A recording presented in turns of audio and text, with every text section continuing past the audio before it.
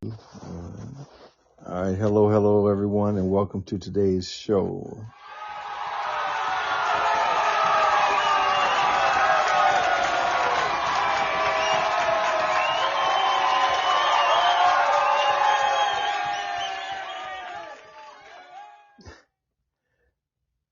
So we have a list of questions that were sent in, and typically we have a panel of guys here that can give various perspectives. But today I'm going to try my best to answer these questions, and I'm here for a follow-up. If you all have something else that you want to discuss, any questions, you can type them in.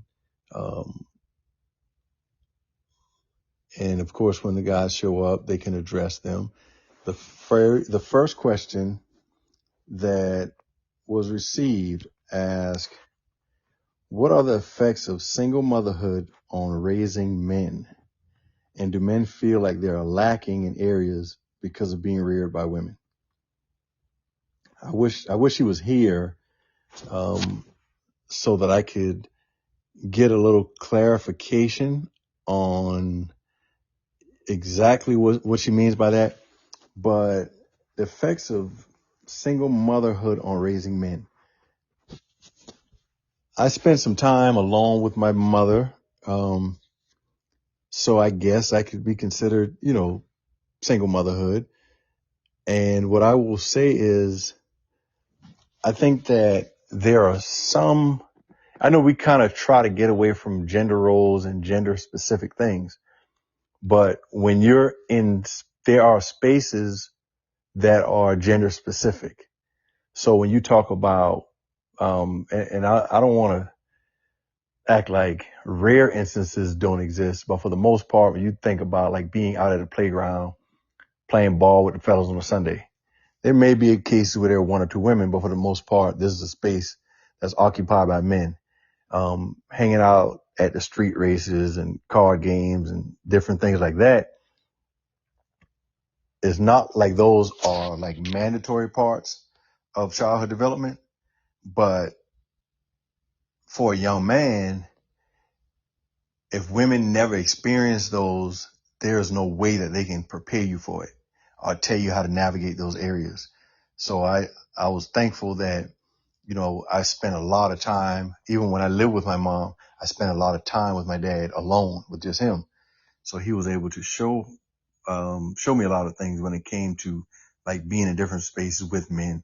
And of course, not that you want your child to be like overly aggressive, but just teaching me how to fight, how to defend myself, and basically how to navigate those areas.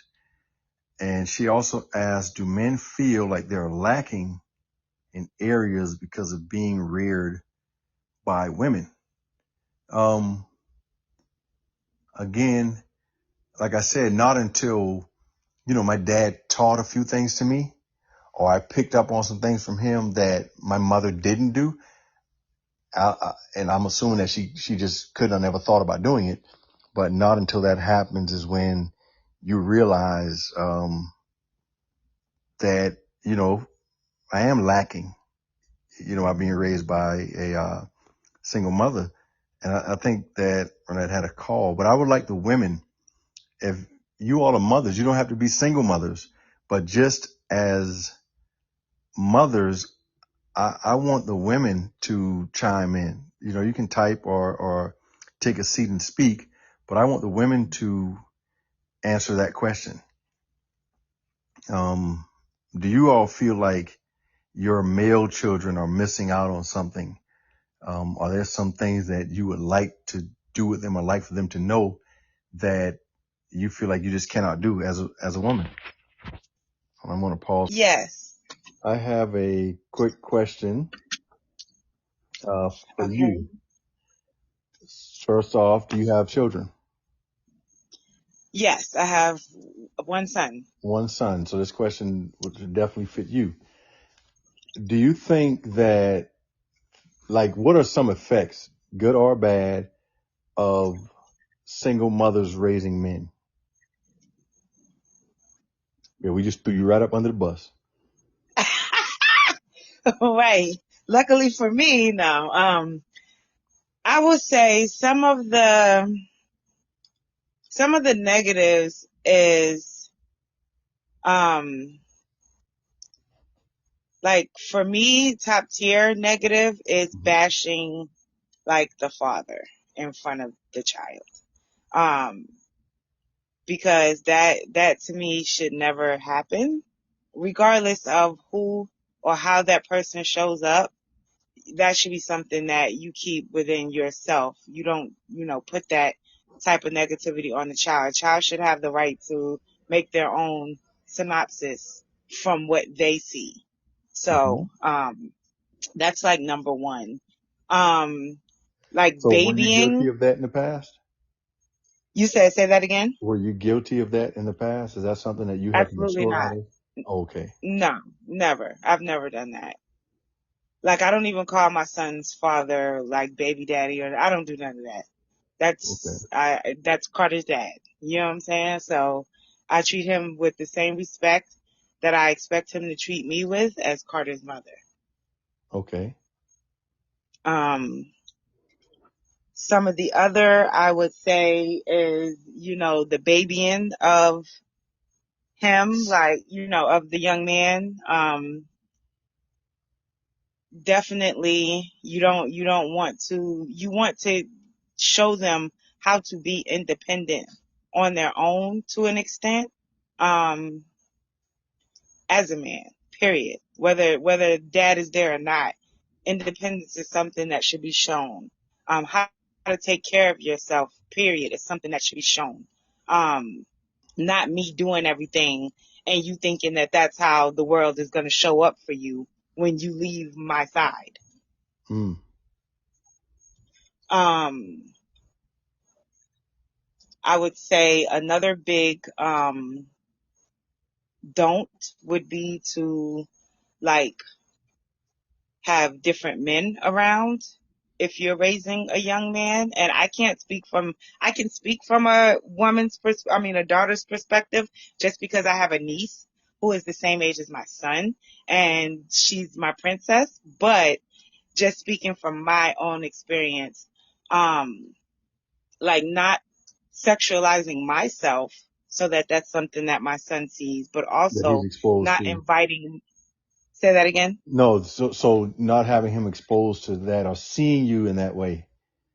Exactly. Okay. Um, and Well, also not bookmark. allowing men to come around. Like, I don't, Carter knows no one outside of his father and the man that I supposedly married, which never happened. So, um, outside of those two people, Carter does not know anyone that I have dealt with or dated or anything like that. I Okay. don't involve him in that part of my life unless it's necessary. I will another question, and not as a personal attack on you in any way. Hmm. Um, do you feel like he would be lacking in any area because of being raised by a single mother? I say no, only because he has his dad. Okay. But if he didn't, he has his dad, and we share custody. Like the last couple of years, his dad had him living with him, with his, current girlfriend and his new kids, that he had, his siblings, Carter's younger siblings. I had no problem with that because, again, I feel like it should be fair. That's his father. He should have the same rights and the same access to Carter that I have. Okay. So I allowed that to happen. Was that hard to do? Yes. But did I do it? Yes. You did what was Um, best for the child. yes, very much so. Um, and he has his dad, and plus he has like his granddad, he has uncles on my end. So there are a plethora of male figures that he has around him, even if he didn't have his dad, that actually step up. Like, my best friend is a guy, but it's also Carter's godfather. Okay. And for good reason, because when Carter was growing up, and even now to this day, I don't have to ask him to do. I don't have to. If he wants to come get Carter and hang out with Carter, he does that. Are there some Um, things? Are there some things? I'm not trying to cut you off. It's just something that came up. Um, are there some things that his father or godfather do for him that you feel would be a challenge for you to do as a woman? Very much so. Talk to him about manhood, about the changes that his body goes through. How old is he? He's 13. Oh, So, so he's gonna start taking those long showers now. Your shampoo gonna be oh, coming short. he's been doing that since he was little.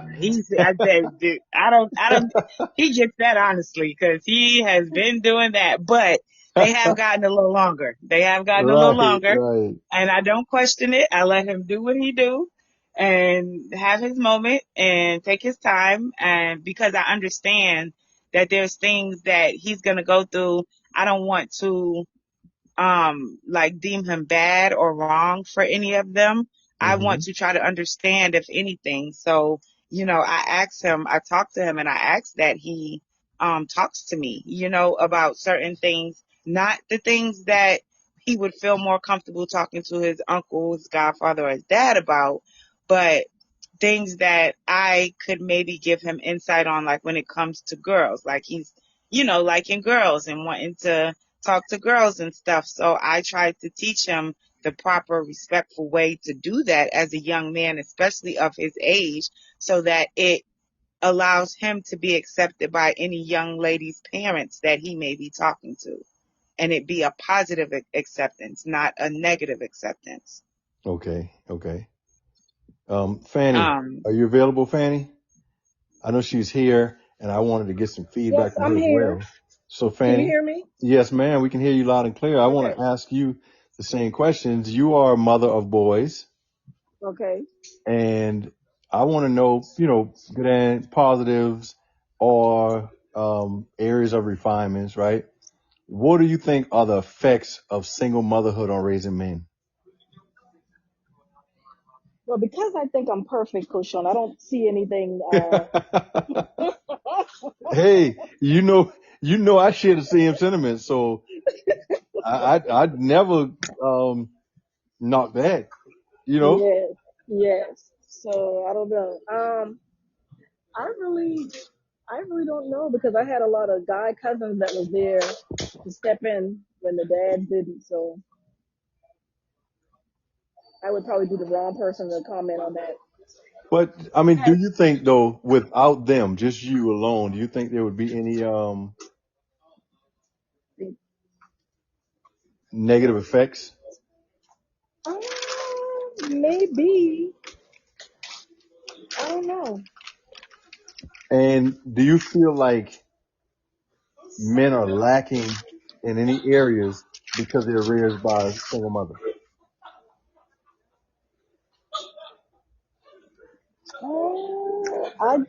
I think I'm the wrong person for that one, Coach Sean, because I kind of had a support system as far as guys and males, and you saw how I was. I kept them busy to keep them out of trouble. So I don't know.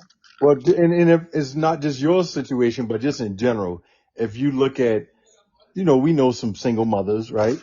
Hmm. And you're pretty much saying, with being thankful that you had, Hmm. the men Thank you, Lady around, Pepper. classmates, cousins, um, just having men around.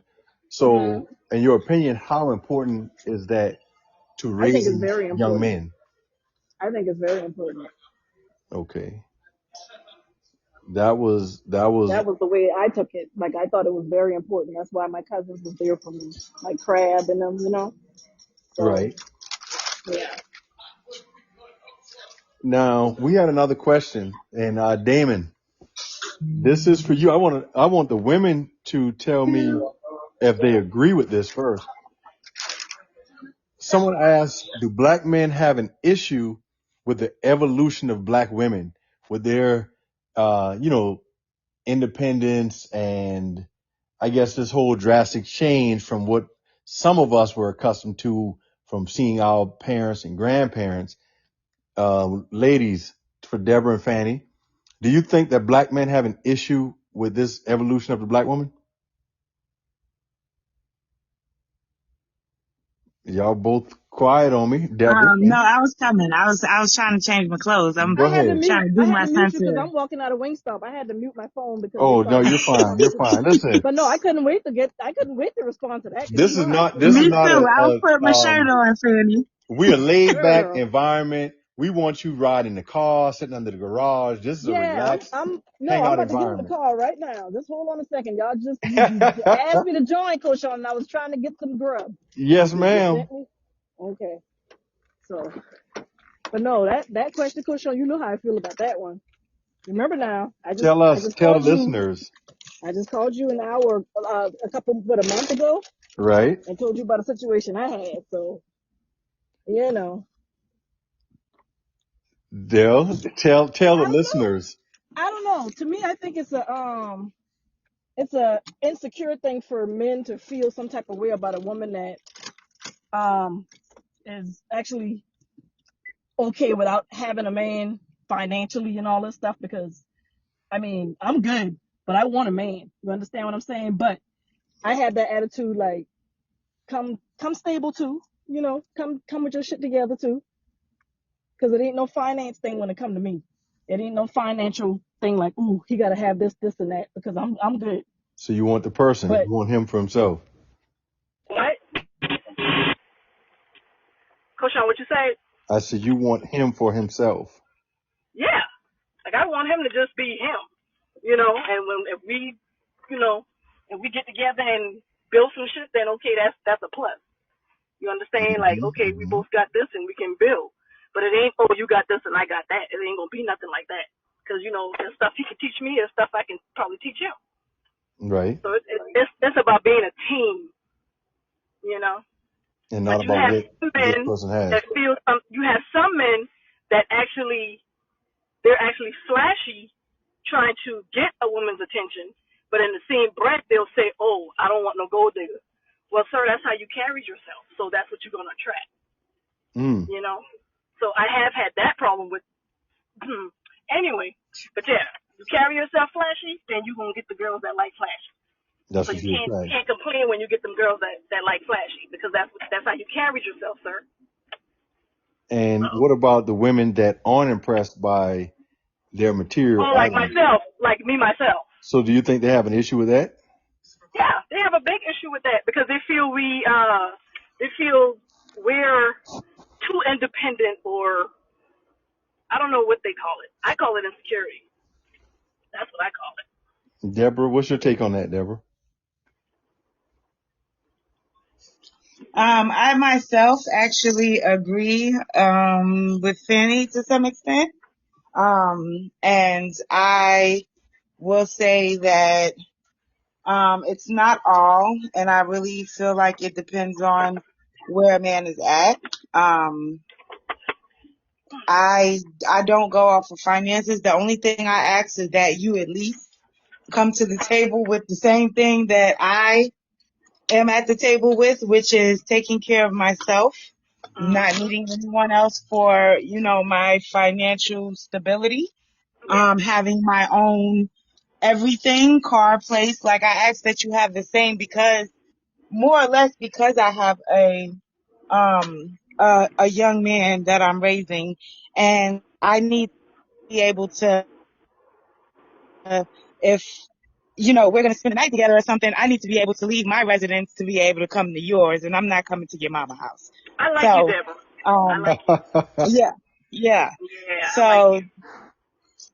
so there's that part of that. But then, oh, sorry, y'all, I'm trying to get out my gate.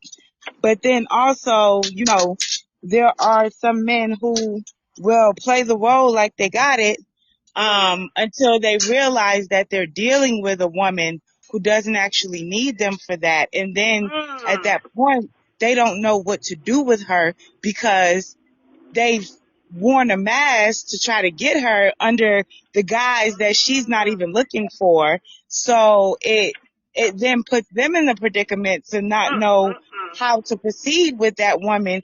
And I think that's where the intimidation or Preach it. the lack, in what she may have comes into play, or how Preach she it. may want him comes into play. Preach Mm. it. Preach it. Preach it. Damon, What's up, man? I would like the male's perspective on this, sir. Okay, so my perspective is,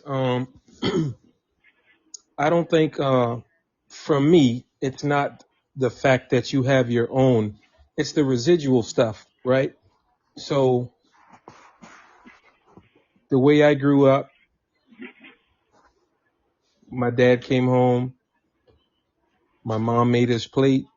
He didn't have to say a word. He sat down, his plate came to him. So the things that you have to understand is when you have someone that's making money and they have a job as well, you might come home and the stove might be empty. I'm only like that on Friday nights, Demon. This is Right. Fanny. Yeah, Okay. I don't cook on Friday nights, so yeah, it's just So every man when for you say themselves on Friday.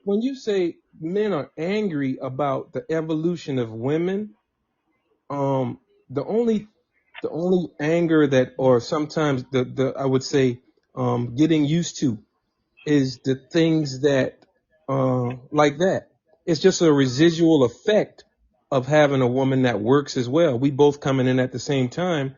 Um, I can't expect her to come in the same time I come in and have dinner ready, you know. So I don't think her having her own money and being independent is a problem to me. I think it's just like I said, the Oh, so your residual problem stuff. is just like the homemaker part, the Right, homemaker part. right. But yeah, I'm a homemaker until Friday night. I don't do that nothing on Friday night. Oh, and you know Like tonight, that's that's something why I'm that at Wingstop tonight. right, But that's you know, something that we agreed to in our home as well. yeah, You know, on Fridays, you know, everybody yeah, kind of fend for themselves, or we do pizza. You know, something yeah. simple Eat we can out. throw in the oven. You know, but Yep. Okay. on another aspect, and I've seen other people use their money to get women, and when they can't use their money to get women, then they mistreat women. If I can't use my money and get a woman because she has her own, then if that's how I do it, then I guess I have to find another way. And so I can see how a man could be upset about that, but that's not my case and not my situation. So Yeah. And I agree with what you're saying. And here's my question. Like, all of the character traits that our mothers and grandmothers possessed, was that a part of their character, or did they do it because they lacked income? And I don't think that Cool, Sean. the women today can actually answer that question unless they Cool, Sean. speak to, I can answer that question. no, you can't, because I'm not asking about you. I'm asking about our mothers Oh. and grandmothers, Oh. not the women now. So Oh. I'm asking about our mothers and grandmothers. What, like, literally, not what we think, What's the not what some difference? people assume, but what will they say? Because, there's a lot of anecdotal cases, and like myself, for example, my dad was a school teacher, and because he was a male, people associated the assets with him. Like, that's Eugene's house. You know what I'm saying? But my mother always made more money than he did. They started working, school teachers. I think my dad used to, man, they made like $600 a month. But he started teaching in the 60s.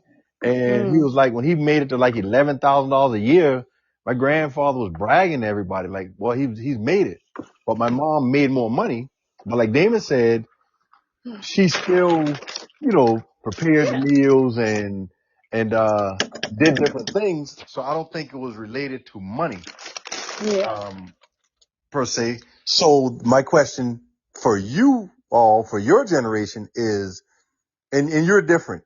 You grew up, Yeah, I'm very you're different. in a I grew up family with of my women. grandmama, so Yeah, you grew I up with your grew up and grandmother. I do the cook and fix the man It, his plate type stuff and take the right. plates to him. I do all of that. So that's my thing.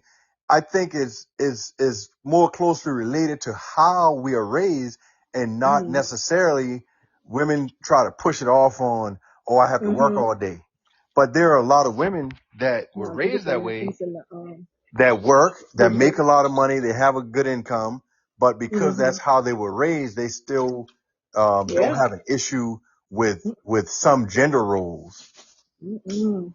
So when we Not at talk all. about men having an issue with the evolution, I have no issue at all. I love that women are earning money and doing things and having homes, and like Deborah said, I she has her own car, house, etc. And you want a man to bring the same things to the table. So if you all get together, what y'all gonna do? Somebody gonna rent theirs out, Airbnb? What's the plan, Deborah? I yeah, mean, until it'll we be a get to plan. a point, I'm sorry, Fanny, until we get to a point to where we get there, to where that's the decision that we're making, then we keep our separate places, because we don't even know in the grand scheme of things, like No, I mean how once you this. get to that point, like, hey, this is it. He's proposed. We're getting married. And what do we do with the assets? Well, then, I mean, it just depends. Like, for me, I'm renting my house right now. I don't own my house. Okay. I never really wanted the responsibility. Like, give me a high rise somewhere and I'll be fine. Right. Right. Right. Yeah, because because right now I'm a single woman, so I don't want that type of responsibility by myself. Also having to take care of a growing young man. I don't want that. But Okay. when we get to that point, whatever makes sense, even if I did own my own house, whatever made sense, whether it be, him selling his or me selling mine, we would just discuss that. And I wouldn't have a problem giving up mine. I wouldn't have a Mhm. problem with each of us giving up our own and getting something totally different that would, like, solidify the fresh start that we're taking with each other.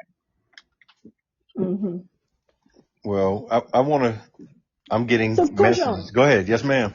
so I feel like what Damon said. I think that's where the angry part mostly coming, because you do have women that feel, oh hell no, I'm making money and I'm out here working. Don't expect me to come home and cook, because you do have some with that mentality. So I think that's where the angry part coming. I agree. So my question is why? So do they think that providing for your family and your children is only associated with income? That's the thing that like certain Mm-hmm. things, and that's just me. Like I take pride in doing certain things, right? Mm-hmm. And it has nothing to do with income. Now, I will say this: when I was not a business owner, I had more time to spend with my boys, right? Mm-hmm. So I understand the time restraints, but there are certain things that I just, enjoy doing with my boys. Like I want to bring them in. I'm going to Yeah. cut their hair. Hey, we're going to go to the gym. We're going to lift weights together. Let's go out on the Mm-hmm. basketball court.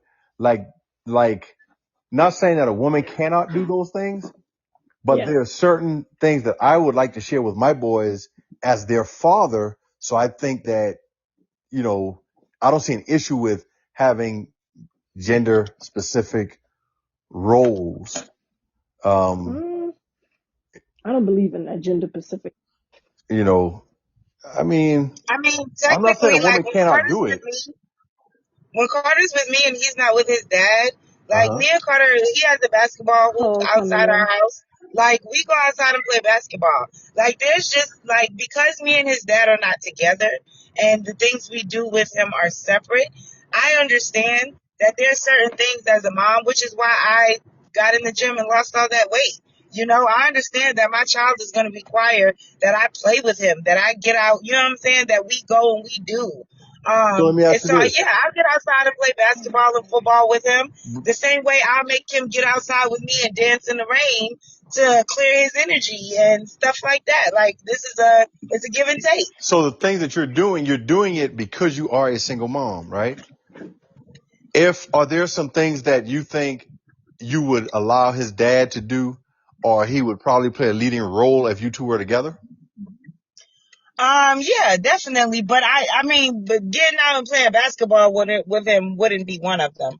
I would still do that regardless, because I just feel like, as a mom, like, I shouldn't be excluded from certain parts of his life because Hmm. of my gender. Like, I don't want to be excluded from playing sports with him and getting down and dirty with him as a little boy. You know what I'm saying? I'm a tomboy at heart. technically. So I want to be able to get out and do all these other fun things that you're doing as well, son. I want to enjoy those with you. I don't want it to just be you and your dad type of thing. But if that's what it is in that moment, I will allow that to also happen because I understand that certain bonds need to be forged between them and his dad with certain things. Sports, a lot of times, being one of them. So everything when it comes to raising children, in your opinion, is just gender neutral. Not everything, because I did explain some things earlier that I can't. I really don't know how to teach him or give him insight on. Mm-hmm. But there are a lot of things that can be gender neutral, yes. But it doesn't take away from the fact that that young man may, regardless Can you whether put or the not hand I'm the down? person Oh, doing it, he may want and desire that his dad be there doing it, that it be a male that's doing it with him. Okay, I get that. I have another question. And we're talking about masculinity and vulnerability, right? And I'm sure we're aware of like societal norms, right? What society expects around masculinity and how vulnerability is perceived. And how do you all feel about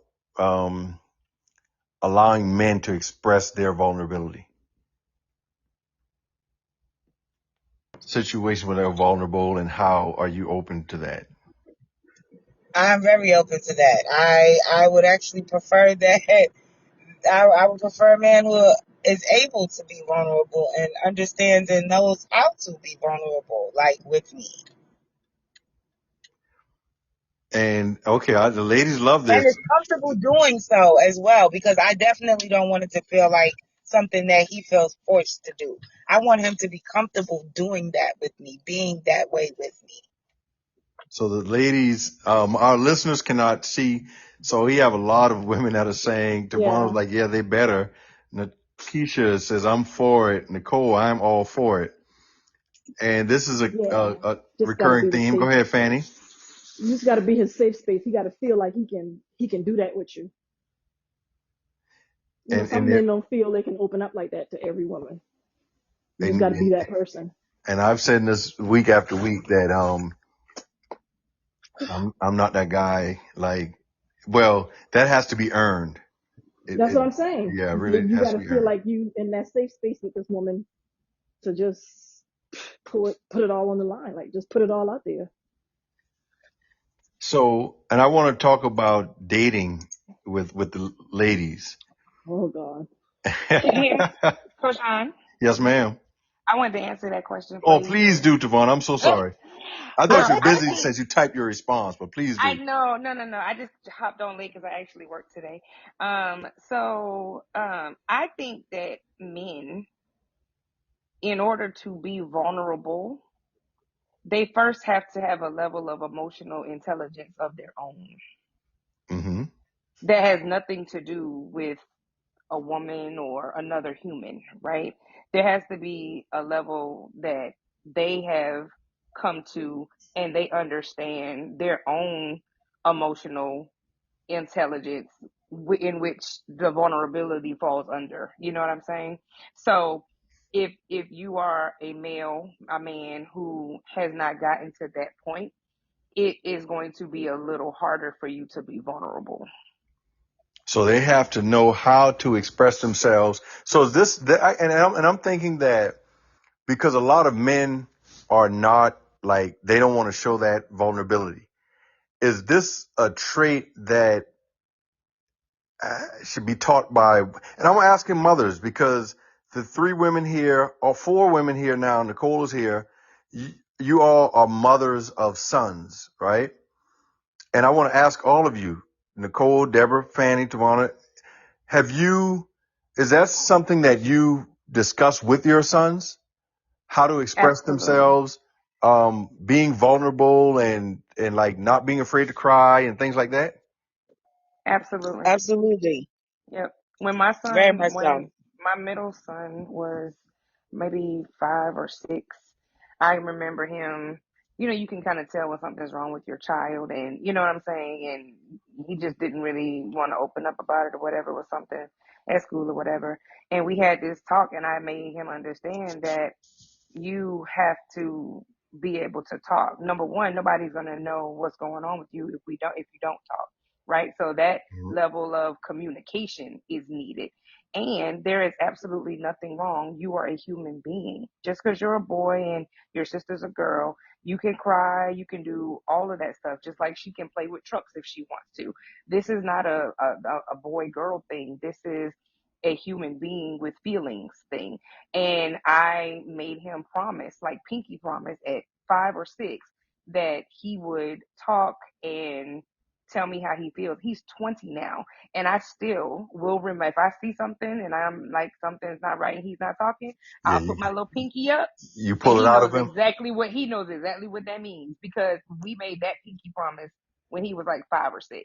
And so he'll come in my room and he'll just be like, "Mom, what you think about this?" Or, "Mom, let me tell you about this." Or, "Mom, this really upset me." Or, "Mom," you know what I'm saying? So he See, really does have that, you know what I'm saying? And then when he started dating and things like that, I can see that plays a role, because he'll come to me and he'll be like, "Man, I can't deal with her because she don't communicate well." and what I'm noticing is, and I really love that you all are doing that. My mom was my safe space. My mommy, she was my safe space. I was a grown man, and I would go to her and lay on her bed, get her the tweezer, let her pop pimples on my face and clean my ear out and treat me like a baby. But I could talk to her and be vulnerable around my mom. And I like the fact that you all are creating a safe space. Nicole, Fanny, I know you all have close relationships with your sons as well. Do you all speak to them about, being vulnerable and expressing their emotions? Absolutely. Okay, Fanny. I know she's enjoying lunch right now. She kind of went out on us. Oh, hey, yeah, I was biting into a piece of chicken, Coach Sean. Okay, I'm back. Well, welcome, Evan. But no, Welcome, yeah. Frank. Frank, welcome, Nikisha. Welcome, everyone. And please feel free to join in. But yeah, Coach Sean, my kids call me extra. So, Eh, like she just said, you can see when something going on with them, so you ask questions. And I'm like that with all three. Every last one. You can tell, my boys are the same. And Yeah. their first response is always, "Oh, nothing. I'm okay." But I'm always telling them that, "Hey, son, I know you. I know when you're not yourself, right?" But I had to stop doing that around other people, because sometimes it could be mom that they're upset with. It could Yeah, be, Coach Sean, you gotta be, yeah. yeah, discreet. So I'm learning that as a Hmm. male, Read the Yeah. room. Read the yeah, you room. have to read the room and like what's going on, because I know my kids' personalities and how they are. And especially my baby boy, he's always laughing and excited and fun. And then when I see him and he's acting down, but just instinctively as a father, I'm like, "Hey, what's wrong?" Because I go into, daddy mode. Like I'm ready to rip something apart. But then I have to catch myself, and then I'll just say, "Okay, you can tell me later," or I'll say, "Hey, let's go outside and play basketball," and then he'll talk to me one on one. So I'm learning that, and I do see the importance of being able to effectively communicate your emotions. So women, ladies, you all doing a great job of that. Sid, how are you? Well, something else, Coach Sean, that I Hmm. Oh, think we can hear you. that I know I personally did early, is the moment, like when my son was little, like 1, 2, 3, and his dad would be like, "Stop that crying, don't do that." Like So I you put a nip that stop in to the bud. that. I nip that in the bud real quick, because if he just fell and his knee bleeding, how dare you tell him stop that crying? His knee hurt. Like, you know what I'm saying? It's you can't do that. You can't. Kids have to be able to understand that you have to validate their feelings early, right? So So that they don't think that they're invalid. So we have, okay, Nikisha, I have a son as well, and my son is the "I'm okay as nothing" kid, but he also has a temper. So he expresses emotions through anger, and that is something that happens when you develop a super ego, and you keep all of that stuff in and keep it in. Back to what Tavana was saying, it is important, and I had to learn that as well. And Damon, please feel free to chime in on your perspective when it comes to this. And what Nikisha just said is that's normally how it manifests. Yes, Like, yes. and if you're seeing that, I'm not sure how old the child is, but the earlier that you see in that, the quicker you need to jump on it. Because if that's happening at 6, 7, 8, 9, 10, whatever, there's going to be a huge issue at 14, 15, Oh, and she just said 16. he's 19. He's Oh, 19. geez. Okay, So, so yeah, that's and let me tell you, yeah. my oldest son, my oldest is 29. You know, I brought him up. I was a young teenage father. So, you know, I brought him up the way my uncles always got on me about not crying. You know, stop all that crying. So when I had my younger kids with my wife, I said that to my son. I was like, come here, stop all that crying. And she was like, why? That's his way of communicating. He's hurt, and that's his method of communicating. My argument was the crying is not going to heal what's wrong with him, right? And immediately I took it a negative approach to it, and I was wrong. And I felt like, man, you can't have no man that's crying, because again, I'm thinking about growing up in a community with all the fellas. You know, I hung out with a bunch of guys, 10, 12 of us at a time. And any guy that was a crybaby was the most vulnerable person in the crew.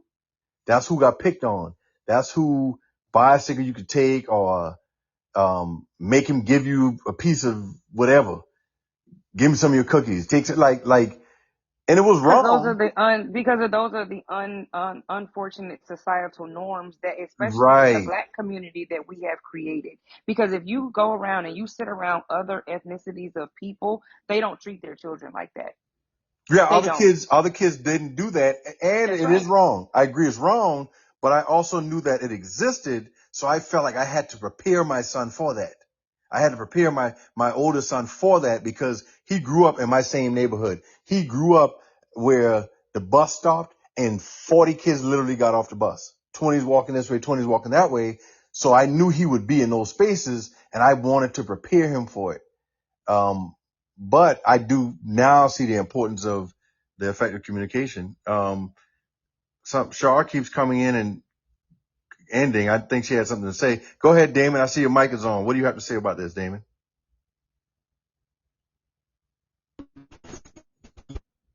You're in a bad area right now. We can't hear you. So, yeah. Okay. Right. I don't know, when you're transitioning from home Wi-Fi to data, kind of get sketchy. Can you hear me better now? Yes. And hello, Sage. Welcome. Yeah, my story is the same as yours, man. You know, we were always taught that. I had a conversation with one of my, how he grew up. You know, he grew up feeling that he couldn't be or show emotion. You know, I was his dad. I was football coach, basketball coach, all of that stuff. So, you know, just out there trying to represent what we call it. I wouldn't say, for the lack of better words, macho-ness. But, you know, we came up basically the same way. Mm-hmm. And you had to be tough, right? Yes. And on the block, those guys didn't really survive. They didn't come and hang out with us after the first few times, because, you know, we just got out on them so bad, and They were intimidated. show weakness, and that's right. Right. Yeah. So it's very different, and I can definitely see how that has affected me into manhood. You know, because you try to show, or put on a show, I should say, that things haven't hurt you, or you don't show humility, or you don't um, show vulnerability, because that's just not what we were raised to do. Right. After a while, you kind of learn, especially you learn when you find someone that you can trust. And I think the last conversation we had, I think last week or the week before, we talked about growing into vulnerability with our partners, because a lot of times people become vulnerable too soon, You went out right? again, Damon. So, Go ahead. so yeah. Can y'all still hear me? Now we can, yes.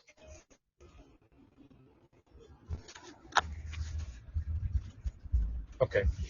Yeah. So we talked about, being vulnerable with the wrong person, and then that information being used against you. So growing into trusting your partner with your vulnerability. And, that happens over time. I had to relearn a lot of stuff in my adulthood as I grew older, even from raising my older kids to raising my younger kids, allowing them to voice their opinions, and listen to what they're saying, or pay more attention to what they're feeling, as opposed to telling them how they need. It's definitely a learning process, and unlearning and a relearning. Mm. And the I love funny that. thing is, I will say that, like for me as a mom, and especially being the mom of a boy, I had to learn, just like Damon said, how to be a little bit more soft, because I was raised in a house, I have 5 brothers, but then when we were growing up, like we lived in a house where all of our cousins and stuff stayed as well. One big family house. We all lived together, and it was literally 4 girls and 12 boys. So Mm. we couldn't be those crybaby little girls either. And we wasn't really we were raised tough. So when I had my son, I had to really figure out how to soften myself some, um, and allow him to see that softness within me, because I wasn't used to being soft because I wasn't raised soft. Right. I got an example. The other day, my brother, my nephew, came by the house to get my nephew a haircut, and he had to go to football practice. And after I cut his hair, we were sitting in the garage, and he went and got his football clothes, and it was just us three in the garage. And he was like, "I need to go inside and change." And my brother looked at him like, "Well, you gotta go change for we all." He was Man, like, "I right, said, let the right. man go in there and change," you know. But just the way we grew up, a bunch of dudes, my uncles and all of them, Right. I would be that way as well. Like, why you, well, my boy's the opposite. I have to, I don't know where he came from, my baby boy. I have to stop him sometimes because he'll whip out or get naked in a heartbeat.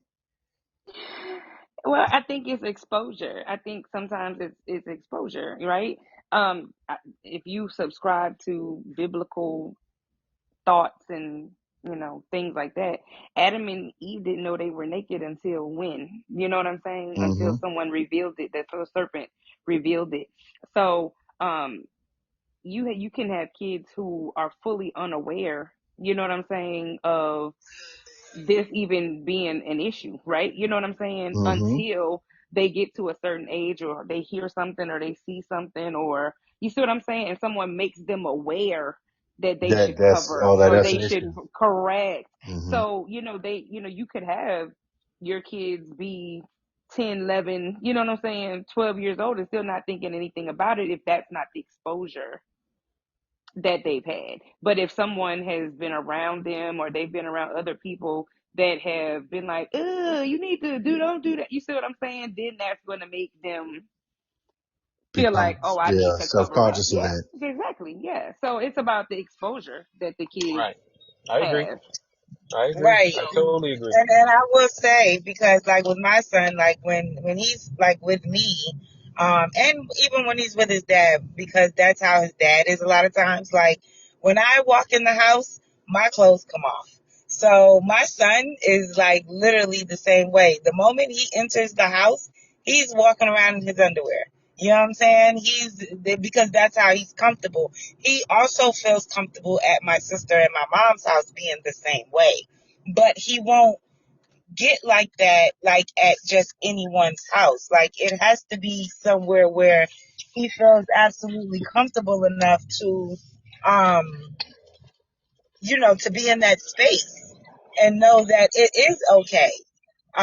And so like when he's at my sister's house with his cousins, one being a boy, one being a girl, like he'll put on shorts because Eden is there, my niece is there.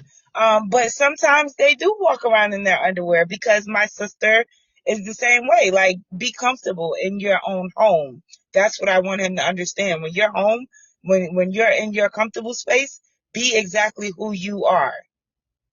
And if being you is walking around in your underwear, if that's how you feel comfortable, then do that. Because that's what And I do. we live in a world that's so over sexualized, right? So it is great that children at 9 or 10 or 11 aren't being subjected to over sexualization, right? Because a child getting out the shower at 9 or asking their mom to come and wash their back or something at 9 or 10, there's absolutely nothing wrong with that, right? But if you get out on Beyonce's internet, somebody gonna say, oh my God, why would you go in there while he's taking a shot? You see what I'm saying? So it's the weird world that we live into that kind of, puts all of these things in motion. Well, I can play devil's advocate and say a lot of people's experiences are different. I've learned very recently. I haven't paid attention to um, the fact that a lot of people had things happen to them in the past that makes them that way. And when they see certain things, it raises a red flag to them. So, it's just a product of that type of experience. And when they see something, they know the dangers of it. So then they you know, exaggerate maybe their thoughts. It's unhealed trauma. That's all that is. You're exactly right. That's probably 9 times out of 10 something that they have not dealt with, gotten help with. You know what I'm saying? To know how to manage that trigger in a healthy way. You know what I mean? And so that absolutely does happen. And like we say, our experiences shape our character traits, who we are, why we do the things that we do. Until they don't, Koshan. Until you decide what you Until want your just not let character it traits affect you. to be. Well, yeah, until you just, at a certain point, like, Damon was saying, he learned and unlearned and relearned, you know what I'm saying, some things. Right. So his character right now you might have talked to him 20 years ago and it's not the same character, right? Because there's been a transformation. So your character traits are going to be what they're going to be until you want them to be something else. And in the cases where we think about a person who experienced something, so it becomes, hey, I don't trust this, or no, I'm not going to do that. Is that something that we ever expect someone to heal from? Like, I saw someone like interviewed or surveyed a lot of women about the negative side of having a big butt or something like that, right? And one of the recurring themes was being hit on or being approached by older men.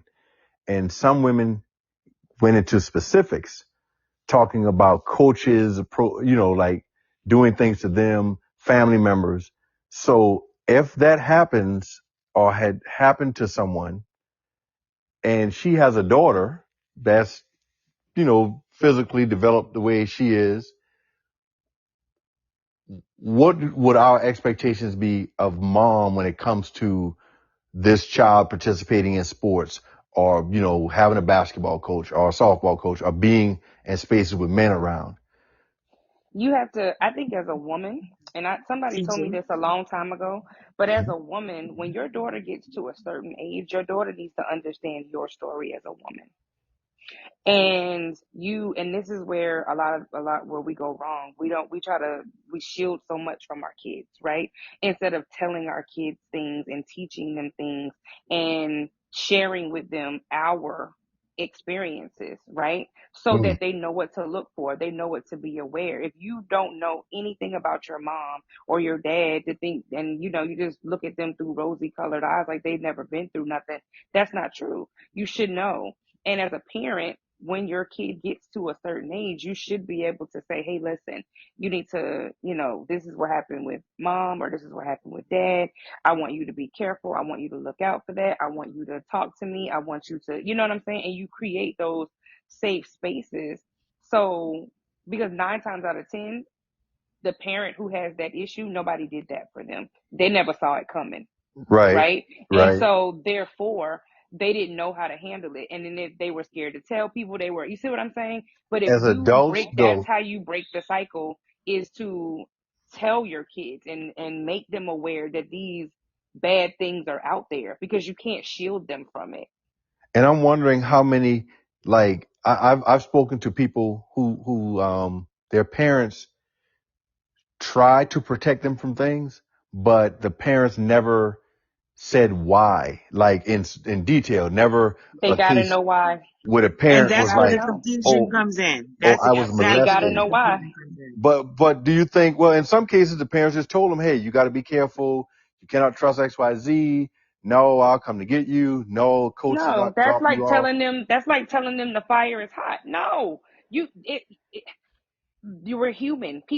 Kids are human. So anything, 9 times out of 10, most human beings, it's the forbidden fruit, right? If you telling somebody don't do this or no, you can't, they're gonna want it more. But if you explain to them why you're saying that, that works a lot better than just don't do it, or just don't, or no, you just can't. I'm not explaining to you why. You have to explain it. And I can give you a perfect example. Like me and my son, I was watching yesterday actually, and this is first time I've ever told him this, but I was watching this show on Hulu called Betrayal, and the second season of the show depicts this man who was married, all of that. He was a coach, he was a teacher, but he wound up having an inappropriate relationship with his student. Um, and the part that Carter just happened to come out and sit on and watch with me was the part where they were talking about how he groomed the student. And so Carter had questions about it. And I really had to stop the show and explain to him, like, grooming is something that happens when someone, way, older than you is preparing you for what they're trying to do with you. And I said, and that's why I talk to you the way I do, because these are things that I want you to be mindful of if someone is talking to you in this manner. And I said, don't think because this is a male teacher and that's a female student that it doesn't happen with males as well. I said, because it could happen the exact same way with a young man. I said, so that's something that you have to be aware of. And that's also when I let him know, like, I was also, sexually assaulted as a young woman. And it's something that I went through, and I had to kind of explain some of that to him, and it was shocking to him nonetheless. But it Mm. also, I think me opening up to him in that way allowed him to understand why I was telling him, like, you have to be mindful. These are the reasons why you have to talk to me. These are the reasons why you cannot be afraid to open up and tell me what's happening in your day, what goes on in your life. Who are you talking to? Who are you interacting with? And what did they say to you? Like, these are the conversations that you have to be comfortable having with me, because you may not understand that someone is grooming you, whereas I can understand that because my mind is way more advanced than yours. Mm. And some kids are definitely naive. Some adults are. And they Very much Well, it's wouldn't, so. easy yeah. to be. Yeah, it's easy to be because again, if you have those parents who are creating a bubble, right? Of course, you're not gonna know what hit you when it happened, and you're not gonna know how to deal with it because this is something you ain't never even discussed or talked about, right? And there's so many things, and especially in our community, that are taboo. You're not supposed to talk about that. You're not supposed to. Did you know how many girls? I'm 44. Do you know how many girls my age didn't even know they were gonna get a period? Like Mm, it just came out of nowhere. They had no idea what was going on with their body. Why? Because it was a taboo thing. Your mama just threw a pad at you or something and be like, huh, it's fine. Just be like, no, like you didn't explain like how this is happening and what's going on. Like, you know what I'm saying? Like my daughter knew it was coming. At 7, I told her, like, I sat her down with a book from the library and like this. So when it happens, I don't know when it's gonna happen, but when it does, you let me know and you know what I'm saying? But everybody doesn't get that. You know what I'm saying? And so if you don't know, you don't know. And then when something happens to you, it could be traumatic. You know what I'm saying? so should we, I mean, we agree that these are things that we should explain to our children and talk to them about, right? Absolutely.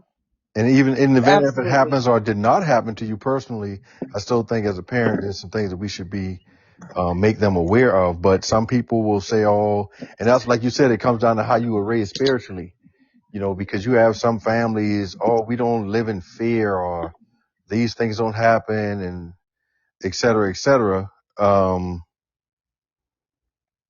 you know, I think you just have to be very aware. Like I was talking to somebody today in 20 the world that we lived in 1989 is not 2024. It's not the same world.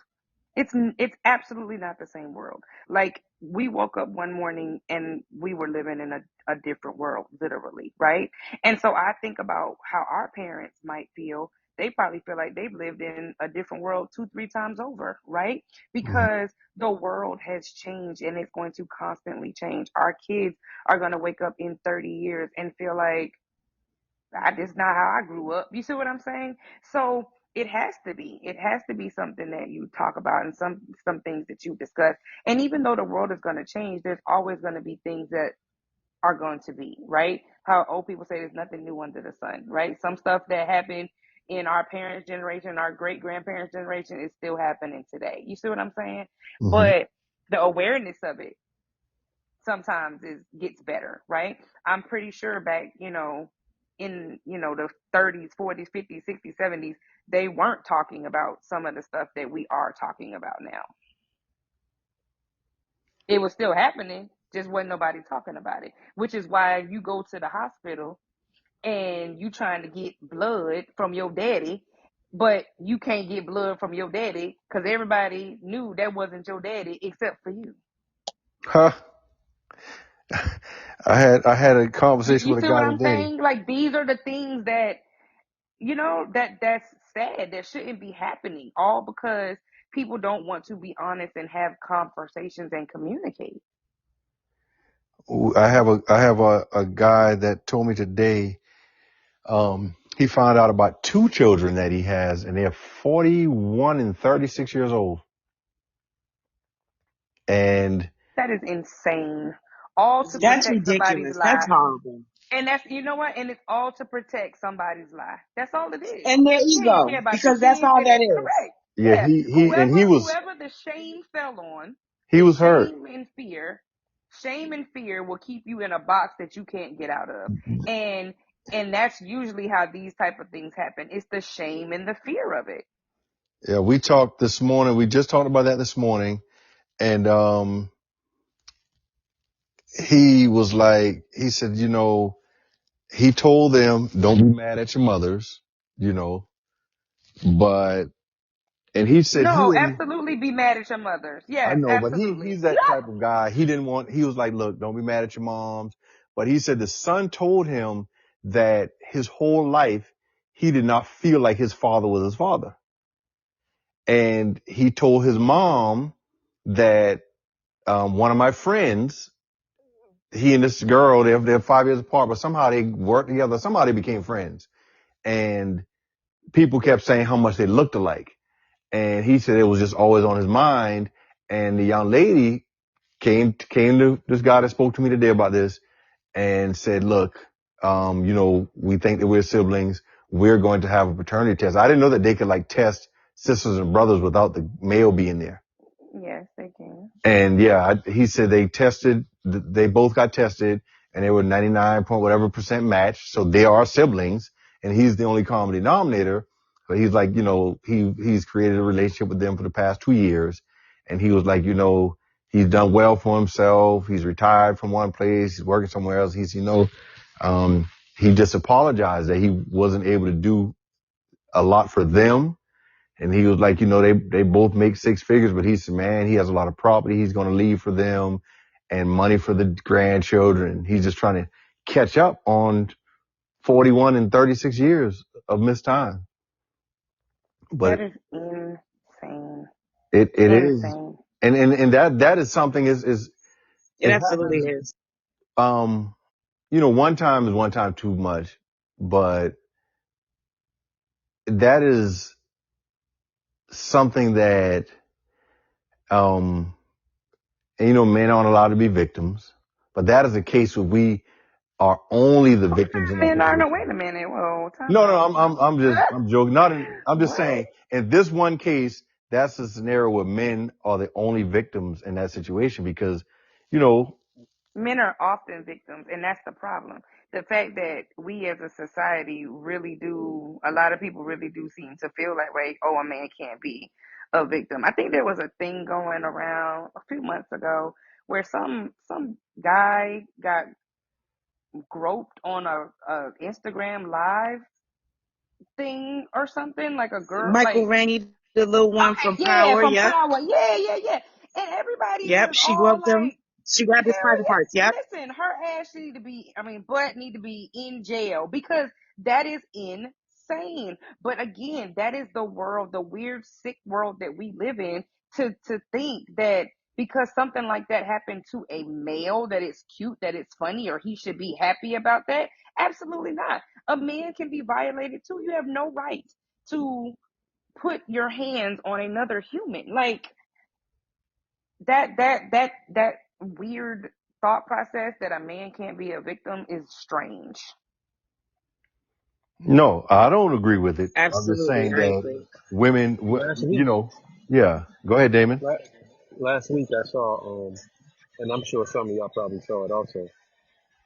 This young man came to his mom and showed him a paternity test, and it says that the dude that she has been telling him that was his father is not his father. And she just kept saying, well, you go behind my back and done this and, just leave well enough alone. Right. I saw that. Did y'all see that? That was deflection. I didn't see that. I didn't see that. Yes, I saw that. It was viral. She blamed him. She blamed this boy for, as she put it, going behind her back and gaslighting. I mean, completely. And that's disgusting. But as a mother, you would rather shame him. That's weird. Yeah, that's so weird. Right. You would rather shame him than take accountability for your actions. Oh no, she had zero accountability. And most don't. And this happened to someone I know as well. She felt like she just wasn't. She was the black sheep. She didn't look like anybody. And she went and did the ancestry DNA test. And when it came back, there was absolutely nobody that she recognized in the strand. And she went to her mom, and her mom pretty much said, yeah, I already knew that was not your dad, but I wasn't about to mess up my family. Girl, what? Like the crazy audacity of some people. Like, you know what I'm saying? Like, you just lie to somebody their whole life. I think it boils down to the integrity that you really hold within yourself as a woman, as a person. Because though I technically didn't have a whole phase, right? When I got pregnant with Carter, though, I was entertaining two different people, and I would see one maybe 1 month, and I wouldn't see him again for another 3 to 4 months. So there was another one that I would deal with in the meantime, here or there. Um, and You say you didn't have a what? um, A whole I hope phase. that, right. I guess that was it, right? Technically speaking, Damon, that was it, right? Um, I that don't was know if it, that but it was only qualifies, those Deborah, but two. we're gonna let you have it. Right. But it was in my, I mean, the way I looked at it, it was only those two, and it was never within a certain time frame. Like I never, you get what I'm saying? And when I got pregnant with Carter, I Nikisha said, "Yeah, that was knew, it. You got to enjoy it." right. When I got pregnant with Carter, I knew in my soul, I knew who his father was, but for the sake of like just keeping it 100 with everybody involved, I told both people. I let both of them know. I let both of them know, like, I'll be naming him, but you guys can be involved as much as you choose to be involved or not be involved during this pregnancy. And once he's born and we have the DNA test, we can go from there. And I did that specifically because I did not want any kind of drama. I didn't want any kind of, um, like issues coming up down the line. I didn't want anyone to feel like they had been slighted in the situation because I chose to entertain two different people at you get what I'm saying, at the same time. Absolutely. I And you did respect what your honesty. you did what you were supposed to do. You did what is supposed to be done. You know what I'm saying? Right. And in your case, like you said, there was staggered time. We saw these heifers out here back to back in the same day and same night and trying to act like they Right. ain't did nothing No. wrong. There was Like, you know what I'm literally saying? months That's in crazy. between each of them. Months. No less than 2 months ever in between each of them. No less. Mm. So it So wasn't pretty like I much was you were just sure, but being reckless. yeah, you was being honest and just saying, hey, just in case, let's do this. But you have people that keep these kind of secrets for decades. You know what I'm Forever. saying? And Forever. then Yeah. forever until, yeah, you take it to your grave. But if your child gets sick and something is needed to help them, now you looking like boo boo the fool because the DNA that you think or done told them is in them Yes. ain't, Yes. and something Yes. don't match. You can't just give blood to anybody. You can't just do certain Mm-hmm. things. Certain things Mm-hmm. have to match. So you absolutely do have to know who your real parents are. Right. Yeah. A Yeah. hundred Yeah. percent. Yeah. And to take it just a step further, I am just the type of person, there's nothing, like, I'm never going to do anything in life that I can't say that I did. So if I did it, then that's something that I don't have a problem owning up to because I know I made the conscious choice to do it. Mm. Period, Right. point blank. And there's no Exactly. need to hide what I choose to do if I chose to do it. Yep. All these milkman babies out here. Hey. Cause honey, listen, cause mama and grandmama was Yeah. That has been out going on there. forever, though. Okay, it is, and I'm saying it is. Like you sit around, you listen to old people talk. Sometimes they be talking about it. You know what I'm saying? Like this Yeah. person, Yeah. It'd be because so messy. everybody know. Yeah, That's where everybody you get know, the real tea from. That's where the real tea right? come from. Sitting And around some everybody old be folks, knowing. baby, Everybody be knowing, except for the people that need to know. I need to know. Right. all the time, all the time. I shared a book with y'all really early on. I wish y'all would read that book. It's called Sex at Dawn. If you guys read that book, it talks about all of that. You know how kids, you know who the mom is, of course, but you never know who the father is because of growing up in a tribal era. All men took care of babies and kids and raised them and showed them how to survive. You know, nobody really cared who the father was. That's just how it was. And even to some extent today, if I see a young man that needs some mentorship, that's what I do. That's what I do. And that book really opens your eyes to a lot of stuff. Kind of tells you where the birth of marriage came and all of that stuff. But yeah, man, women and men are the same. They just approach it differently. Yeah, I say it all the time. Men and women are absolutely the same. We just got different programming. And that's the problem. It's the programming. We were programmed from birth differently. But the only real thing that, and I mean, if you just really want to be technical, even all our parts are the same. They're just in different places. If you understand biology, right? You know what I'm saying? And you understand how human beings are formed in the womb. You see what I'm saying? Like, it's just all of that kind of stuff. But when a child is born and that programming and then that indoctrination Begins. gets Yeah. put into Yeah. them, that's what causes the divide. The nature So for versus people to nurture say correct for people, yeah, because little girls are giving dolls and little boys are giving guns and and and balls. and trucks and so Yeah. why you can't give a little, but if you give a little boy a doll, oh, you gonna make him a this or you gonna make him a that. No, you're gonna make him a good daddy. That's what you're gonna make him, No, I ain't get my right? brother no dolls. I, No, I well, ain't but you see, but okay, but then when you have a child as a young man, again, when you have young boys who don't know how to tap into that softer side of themselves, and then you want them to start dating and have wives and be it ain't gonna happen. It's gonna take an extreme amount of unlearning and relearning for them to be a good dude. It really is, because it's not going to happen because you're not telling them. I think I saw something somewhere. I think you posted it, Koshan, about people being taught how to treat somebody but not what yes. to expect or something like that. No, they Absolutely. were taught what to expect from a man, but never taught how to treat a man. It's always, And that goes both ways. yeah, That man goes has to both have ways. this. A man has to be able to do that. He needs this, he needs that, but, um, never on how to treat this guy or what Well, makes a and men man too. happy. Men have been told your job is to protect and provide, right? Protect and provide. But what else? So that's why you got a ton of men that think all I got to do is pay the bills. I don't have to care about her heart. I don't have to treat her nice. I paid the bills. So you need to be happy and the bills is paid. It's the same thing. It goes both ways. If you're not teaching it on both ends, this is what you're going to get.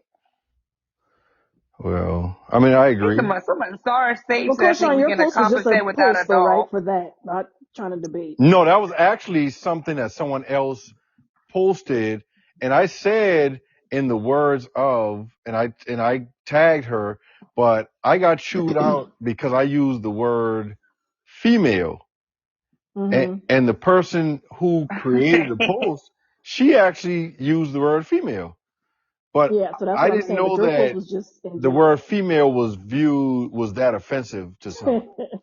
No, I Hmm. think they want, you know how in school you're taught about subject verb agreement?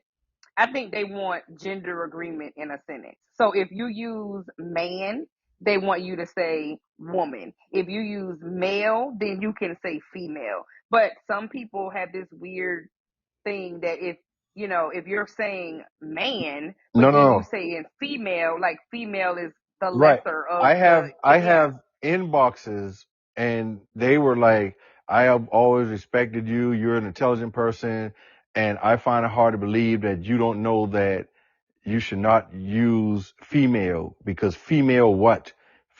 Female could be a female dog, a female such and such, and the men that use it are always saying things that are demeaning to women. I mean, they gave me lectures about it. So I went back and edited and put woman. Oh, I didn't. Yeah. I didn't realize it was that not serious. that. It's really not. It's I'm so but sick I of the but gotta way laugh. people, I'm really sick of the way Anyway, people like Koshan, what try was to, the topic for tonight? Yeah, they talk about the whole term. I'm using the word female. So you know what? If someone tells me that something offends them, I'm not an offensive person. Um, so I'll go back and change it. So I learned that I ain't some changing people. nothing, and I ain't apologizing me either. So neither. I be wouldn't offended. apologize or change it. Be If you offended. a The female, if one, you got a, the excuse my language, one. if you got a coochie, and you a male if you got a penis. That's just and what I it and I is. And asked that's I how them I get see that. it. On an when I everyday saw. basis, you got somebody on the internet apologizing for what they said. Hell no, I said what I said. And if you don't like it and if you offended, oh well. Stop going on here apologizing for what you said. Well, I apologize because I'm like, hey, I didn't know that people got upset, and I'm like, on an application, all the applications I've seen, it says you check male or female. Right. But They done modified them now, and they got other and all this other kind of crap on there. I done seen them too, but at the end of the day, you know, yeah, Right. At the end of the day, because I don't go want on and no have a woman walking baby. Go on and into go the on and have try to have a baby, or go on and try to do something. At the end of the day, something gonna bring forth the separation. Okay, right. so yeah, you And I don't want no man I don't want no man who thinks he's a girl walking into the bathroom with my niece. You know what I'm saying? And she got to see you whip out what should be in the other bathroom while she's trying to primp herself in the mirror before she walks back out to class. Like, no, you got me not messed up. not No. only pull out a whole penis, but got boobs, hair, makeup, and Right. nails, which is even weirder. So Right. yeah, it's a very thing that's just it's hey, thing. I don't really I understand. honestly stay clear of that because I had some terrible, terrible experiences um, when I worked in higher education when it came to that, and I worked in the 2018-19 year, and that was when all of that him, her, he, she, all that stuff came about, and people were putting those labels in their emails and how they should be addressed, and it was just too much for me. So um Well, I mean, I think at the end of the day, I'm all for inclusion and all that kind of stuff. However, what I'm saying is, I don't think in the society that we live in, like we were mhm, just saying, there's going to be an offense somewhere, right? I am all for everybody having their rights, right? I think that is amazing. Everybody should have their rights. Where it gets sticky is at some point somebody else's rights is going to intrude on another person's rights, right? mhm, Like I want it to be my right to watch TV without having to see X, Y, and Z on the TV. You're violating my rights because I don't want to see that. right. But then Right. I'm violating your rights if I say you can't put that on TV. So who wins? There's no win.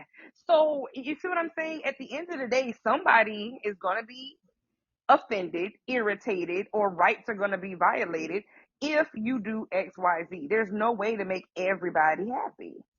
Because I don't think you can find a show on TV right now, including children's shows, that does not have some aspect of Homosexuality. LBGTQ. Yeah, Yeah. Yeah, yeah, homosexuality or exactly, exactly. sexualization. Sesame Street or what? It don't even matter no more, right?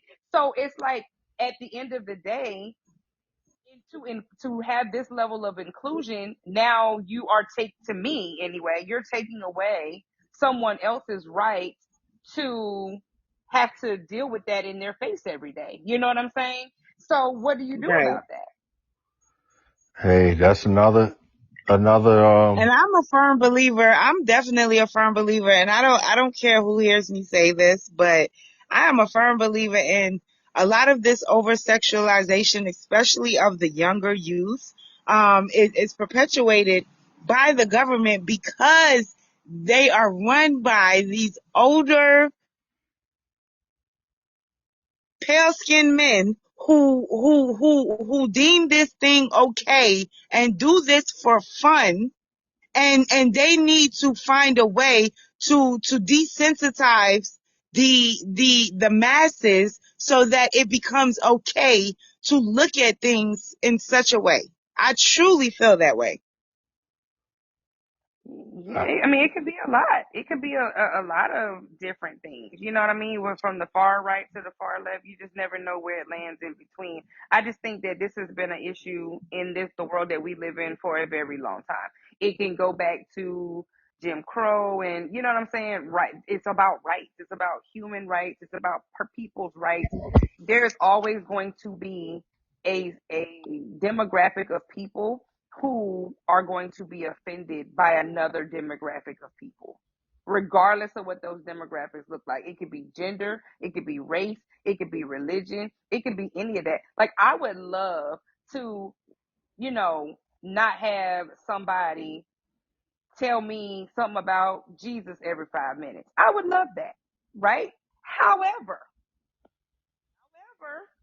this is where you know what I'm saying? So again, it's like, how do you stop how do you give everybody inclusion? How do you say, hey, listen, it's because I mean, are we ever going to get to a point where it's okay for people to feel the way that they feel or do the things that they do? No, because there's always going to be laws. There's always going to be something that says you can't do this or you can't do that. So what do you do? I think it's okay to allow people to feel how they feel, right? And to leave that space for them to express how they feel.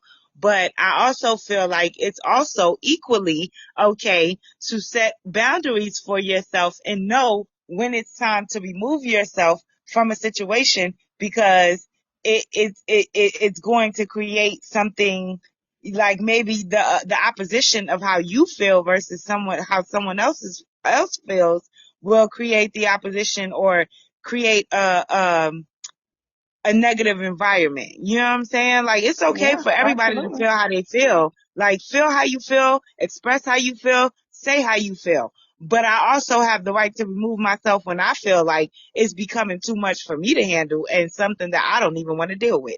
Period, point blank. Well, I will say this, that some people are empowered, and I was in a situation where I worked in higher ed, and I was not prepared for what I was dealing with. And it was, I mean, I stopped a program. I was in a PhD program. I had an assistantship, full scholarship. I taught classes at Clemson. Um, I provided professional development for a school district, and I taught a math ed course and teaching future teachers how to teach mathematics. But in my cohort of researchers, I was the only male, and we traveled to conferences all over. We had an international conference with like 5,000 people, and there were 5 black men at this math conference, because the profession is dominated by men and foreigners. But the things that I had to endure in any space, I made sure I was the last person to speak. My voice, this is my natural voice. If anyone ever heard my brother or my father talk, they couldn't tell the difference. This is, how we all speak.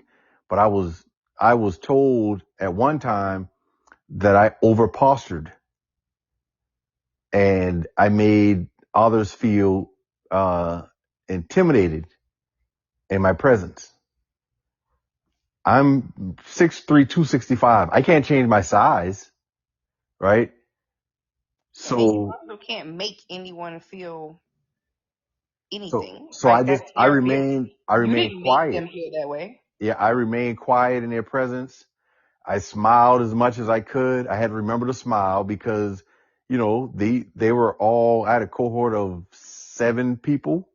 There were 5, white women, 1 black girl. That was a token. She always talked about how she was always the only black, and she loved it. And myself, there were no other men. And some of the women were really, really short, like 5 feet, 5'1". So, but I'm like, what did I do to you other than be myself? So I learned that in those spaces, I could not be myself. So I expressed my concerns to my professors. Some of them saw it as well, and they left. They all left the university. They left Clemson and went to other places. They've invited me to come and, conduct research. One is at Texas A&M, one is at Vanderbilt, one is at Baylor. But that is the climate that was taking place during that time in 2018-19. And luckily I was able to walk away from it all and not have to deal with it. But that is a lot. That is a lot where you cannot be yourself. And like you said, someone is always going to be offended. But in cases where I can take the high road, I try to just be like, you know what? I don't want to offend anyone. And if that's Not how they me. I'm feel, gonna take the low road every time. that if that's how they feel, I kind of step away from it. Okay. Damon said he lived in the Army, and the main complaints were other men. Well, Damon,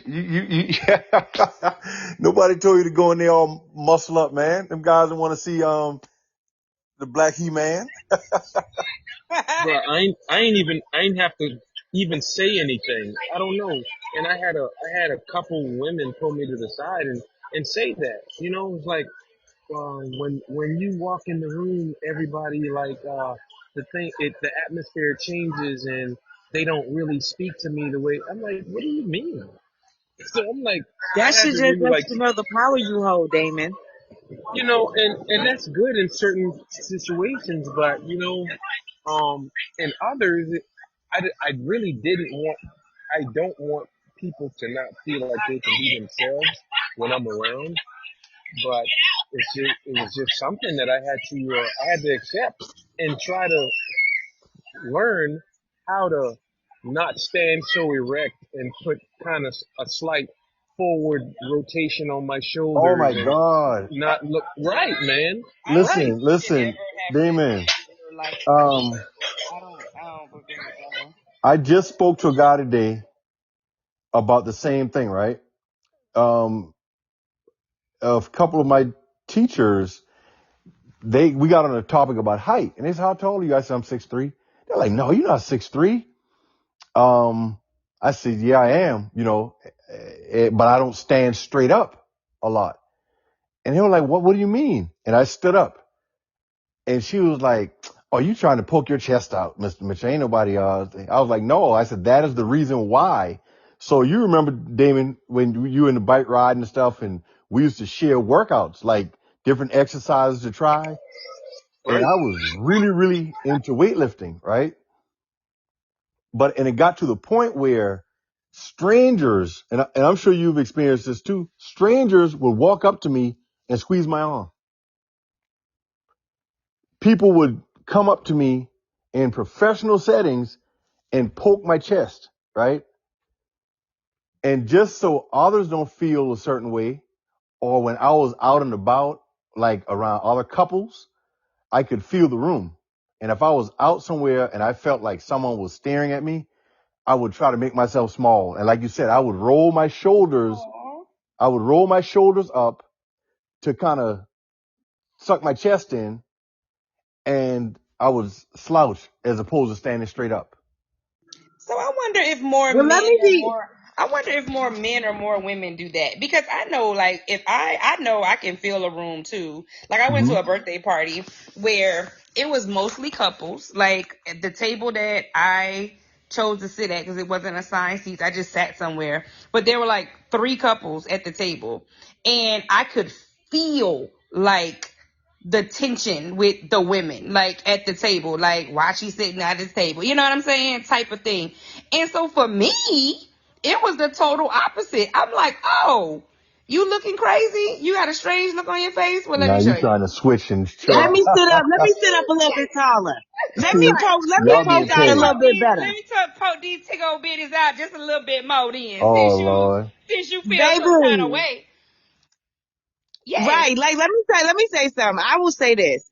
I hate that that's how you guys felt and that that's how you guys felt like you needed to be because the one thing I truly love about any human is when you are authentically exactly who you are, you give no fucks about it and you own it. Like own who you are. Don't let nobody make you like shorten yourself or poke your chest in. If that's how you want to show up, baby, show up exactly like that because there have been so many times where I've walked into a room and I noticed the energy change because I'm walking in and everybody's looking at me like, well, who is this? And who does she think she is? Baby, I'm exactly who you think I am. If that's how you got to look at it, I'm exactly who you think I am. And that is exactly the That part. confidence that I am going to show you when I walk through this room. I don't care who you are. You could be smaller than me. You could have a better body than me, but I'm the baddest woman that has walked in this room thus far. Cause that's how I'm gonna walk in any room. I don't care how anybody feels. Right. And so in my line of work, I had to, um, I always want and I need authentic people and authentic data. Ain't nobody going to Superman and telling them they ankle hurt. You know what I'm saying? So you gotta really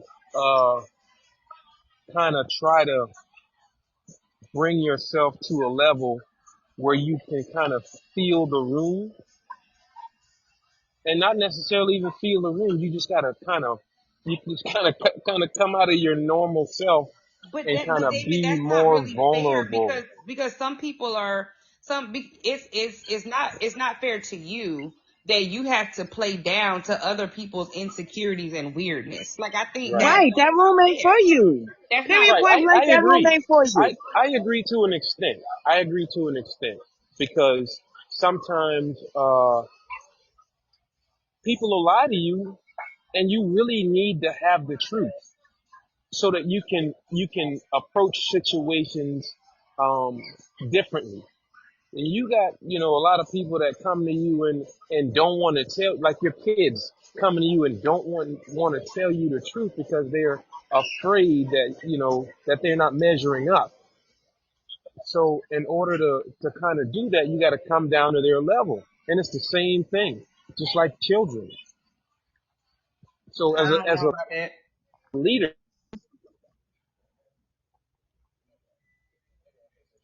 that my subordinates don't want to approach me or are afraid to approach me, then I feel that I have to do something about that. You do. You got to have a staff meeting and you have to say, this is who I am. I understand that my presence can be big and intimidating, but however, that's just how I am. You guys can come to me. Y'all can talk to me. I know I've had to have that conversation with my staff before. I've had my staff say Right. to me, you're You're right. intimidating. We don't know how to talk to you. Oh, well, let me help you. Because I'm going to be Right. me. Like, I am going to cuss you out, and you're going to get all of that. But you can still come to Don't be me that way. when, I'm not, I'm just, because that's me. Like, if you like Right. me, it's just who Right. I am. So Right. therefore, Right. I'm not about to change that because it makes you uncomfortable. Now you have a choice. You can either deal with that, and this is how you know you can still talk to me, or you don't personally have to work here. But what I'm not gonna do is change who I am to fit you. You will. I And it's won't. different and it's different ways to do that. And I It ain't won't either. always it's not always the physical part. Sometimes it's just like what Coach Sean said, like being the last person to speak and not necessarily make statements but ask questions. Mm-hmm. Saying things like No, I could be wrong. no, If I'm making a Right. mistake, not even somebody Right. right. please let I'm me not gonna know. say I could be wrong. It's just small techniques that you can That use we had to to make learn. people feel that Yeah. we had to learn. Mm-hmm. Right. Mm-hmm. I don't know. I understand Maybe little. that's a man thing. Then I would love to know if more men think that they have to do that than women. I wonder what the percentage of that is. Like on a scale of, like 1 to 10 or whatever, like do more men think that they have to do that or do more women think they have to do that?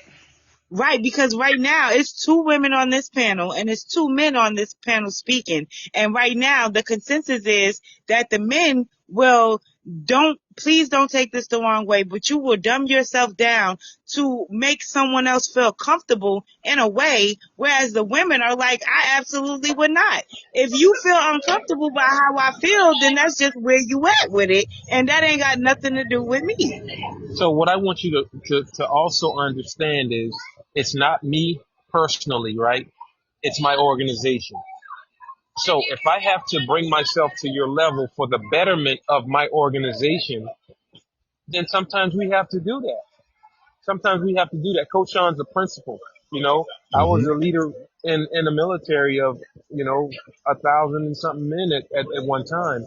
So in order for your organization to be successful, you sometimes have to do certain things that you would not think you would do in certain settings, right? But like you said earlier, you have to cross that bridge when you get there. And sometimes you don't even know what that bridge looks like. But if you want to get across, you do what you got to do.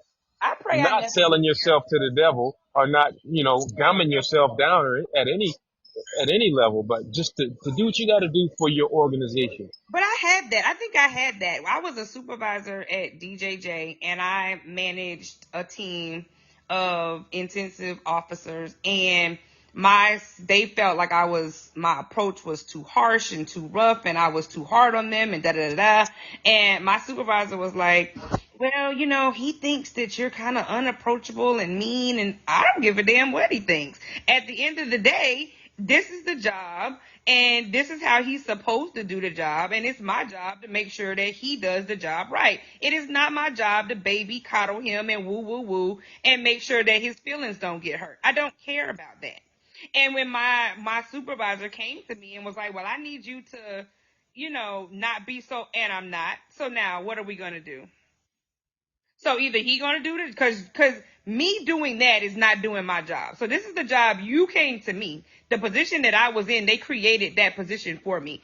There had never been one. They created it. I was the first in the state to ever be in this position. So you created this for me. You pulled me from another agency to fulfill this position. So you knew what you were getting when you brought me in here. So now because they whining and complaining, now you want something different. I can't give you nothing different. You should have left me where I was at if that was the case, because I ain't got nothing different to give you. And guess what wound up happening? I stayed, and my employees, 3 of my employees, 2 of them retired because they didn't want to deal with it. And one of the other ones, he went to another department where he could be slack and could be lazy. See, I had to, like Damon said, man, this 2 hours goes by so fast. And just FYI, we're down to 3 minutes. Like Damon said, I was in a position where when you're in a school setting, right, I had to make decisions. In the first instance, I was in a college setting, right? I'm in a cohort. We're traveling around. We're researchers, so we do a lot of work together. I'm the only male, but I'm the only black male. Now, in education, if you remove PE from elementary schools, if you took away PE, 97% of elementary educators are women. So this is a heavily dominated profession. So I had to be conscious of what I did and how I did it. So I changed the way I dressed. Like I said, I changed my posture, just different things about me and who I was because of where I was. I didn't like doing it, but it was something that I felt like I had to do until I got done with the program. And a lot of men find themselves doing that. A lot of men act somewhat effeminate. They change their tone. They change their posture. They sit with their legs crossed. They smile excessively to make others feel comfortable. And when I worked out, I'm lucky, I'm fat and bald now, but when I worked out, and I would feel the room, I would see people looking at me. And that's something that a man cannot change at that moment. If we're out and he sees his significant other looking at my arms or looking at my chest, he can't make himself gain muscles immediately, but I can change my posture immediately. You see what I'm saying? I can change my demeanor, or I would get closer to my wife at the time, like hold her hand or do something to make these guys feel secure about their situations. That sounds. I will say this really quickly. Hold on, 20 Savannah. seconds. I will say this. And I want to thank everybody for coming in, all of our live listeners, everyone that's here. Go ahead, you got